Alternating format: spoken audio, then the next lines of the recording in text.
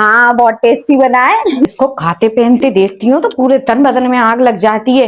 क्यों, जब मैं कीर्तन में गई थी तभी तुम खाना खा के फ्री हुई थी और अब फिर चटर पटर खाने लगी। चलो जाओ उठ के मेरे लिए पानी लेकर आओ। ला रही हूँ मम्मी जी। खा तो मैं भी रही हूँ मम्मी जी, फिर आप भाभी अकेले को क्यों डांट रही हैं? देखो छोटी बहू, तुम बीच में मत आओ। जिसका पति कमाता है उसकी वाइफ ही दिन भर चटर पटर खा सकती है और अच्छा अच्छा पहन सकती है। कमाना 1 रुपए का नहीं और खाना ही खाना दिन भर। कितनी छोटी सोच है मम्मी जी आपकी, मैं तो इतनी छोटी सोच रख भी नहीं सकती। मैं अपने मायके में भी ऐसा देख के नहीं आई। हाँ तो बोल देना बेटे से जल्दी से कोई अच्छी नौकरी ढूंढ ले।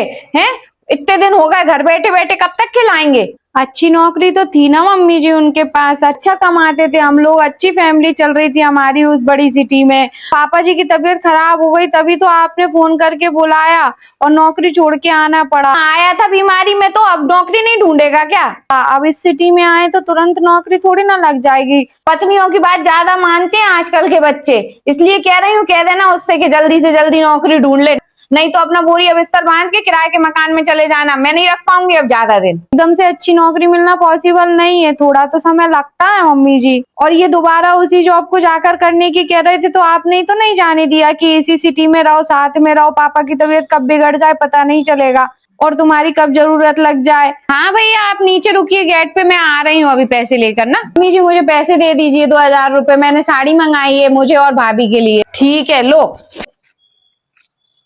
तुम अपनी ले आओ, उसकी मत लाना। उसकी मैं मना कर दूंगी, कह दूंगी मेरी तबीयत खराब है तो उसको मैंने अपने पास रख लिया सेवा कराने के लिए।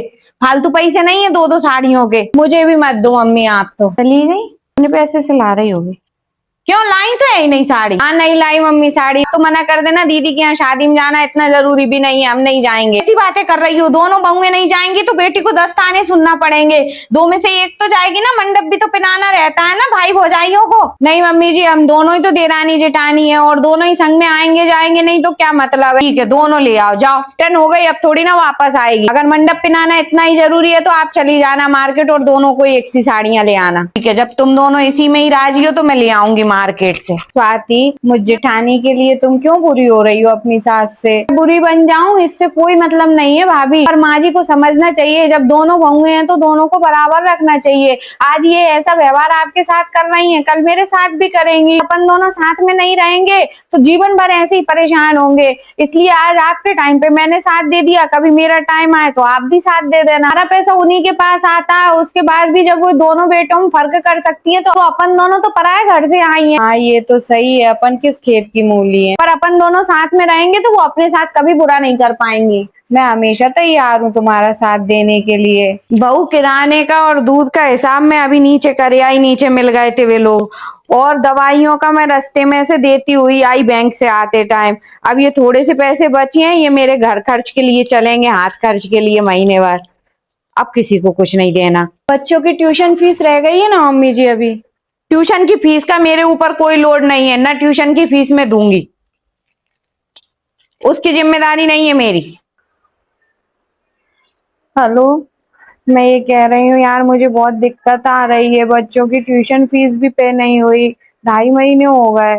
आप अकाउंट में पैसे डाल दीजिए। पैसे मैंने माँ के अकाउंट में डाल दिया, मेरे पास बिल्कुल नहीं बचे हैं पैसे। अच्छा, क्या हो गया भाभी, परेशान लग रही हैं? कुछ नहीं दीदी, बच्चों की ट्यूशन फीस नहीं दे रही माँ जी, 2.5 महीने हो गए, अब मैं कहाँ से दूं उनकी फीस? तुझे मेरे पास भेजा है क्या बोलने के लिए? नहीं उनने नहीं भेजा मुझे आपके पास, पर आप पैसे दे क्यों नहीं रही हो? हाँ तो नहीं दूंगी मैं, फालतू पैसे नहीं है मेरे पास देने के लिए। दिन भर वो करती क्या है, 1 घंटा निकाल के बच्चों को पढ़ा नहीं सकती?